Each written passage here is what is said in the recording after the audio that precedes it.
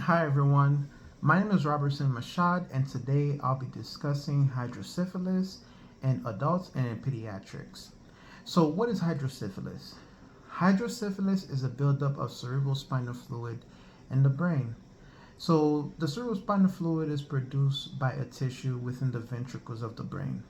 And so, what happens is that when there's too much of the cerebrospinal fluid, it creates pressure buildup in the brain, and also it affects someone's ability to engage in daily tasks because we'll get into that when we start talking about signs and symptoms. But the purpose of the cerebrospinal fluid is to provide nutrient to the brain. And also, it provides a cushion for the brain and the spinal cords. So, let's say, for example, if someone were to get into a car accident, the cerebrospinal fluid can act as a cushion. So, for signs and symptoms, we will start talking about pediatrics. So, in small children, you may notice an increase in head size, although that is not always common because when a child is born, their skull is not fully attached. So, it could be kind of hard to spot. And also, there's something called soft spots. You may notice that one part of the child's head is softer than another. And also, there's decreased feeding. They don't eat as much. There's irritability. And also, they may not develop as typical compared to the other child because, again, the excess fluid in the brain is impairing their ability to. Uh, it affects their gross motor, which we'll get more into with the adult part. So with the adults who has hydrocephalus, is that there's a you notice that it impacts their balance. So for example, there's magnetic gait, which is similar to shuffling gait, but it's not exactly shuffling gait. It's more so the person does not pick up their feet when they walk, and also they may have nausea, they may have headaches, and they may also experience problem with fine motor and gross motor. So, how does that exactly impact their occupation or their ability to engage in daily tasks? We'll begin with dressing, for example. Dressing requires, buttoning up your shirt, following a sequence. You put your underwear on first, or, and so on and so forth. Someone who has hydrocephalus, because their cognition is impacted, which I'm not sure I covered, but I will get into that now.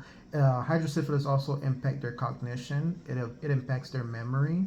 So when that happens, when it comes to tasks like dressing, it becomes a bit more difficult for them to dress themselves because they don't know how to follow proper sequence. Their memory is impacted, and we're speaking more so with adults who are 65 and older because that's the population that typically develop it, aside from small children or newborns.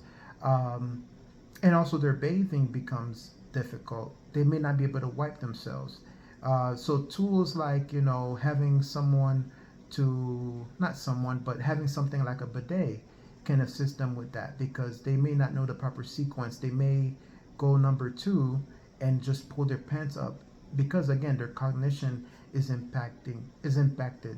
Same thing with showering because their balance is impacted. They are more prone to falling. There is an issue with transfers. So because of the hydrocephalus, their balance is not there. So they require grab bars, safety bars, anything that will keep them safe and prevent them from falling. And lastly, we're gonna get into OT assessment tools. So beginning with adults, TUG is a good assessment tool that is used for adults with hydrocephalus because with the TUG, they're timed while walking around an intended target. I believe it's 10 feet when doing the assessment, and this can you can observe as a therapist them whether or not they're picking up their feet. Next, there's the MOCA, there's the FEM, and there's the AMP that can be used for adults with hydrocephalus.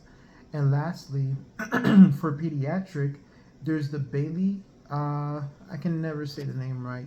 Bailey Scales of Infant Development, and also too, I think when it comes to hydrocephalus, there's a lot of the symptoms are very observable.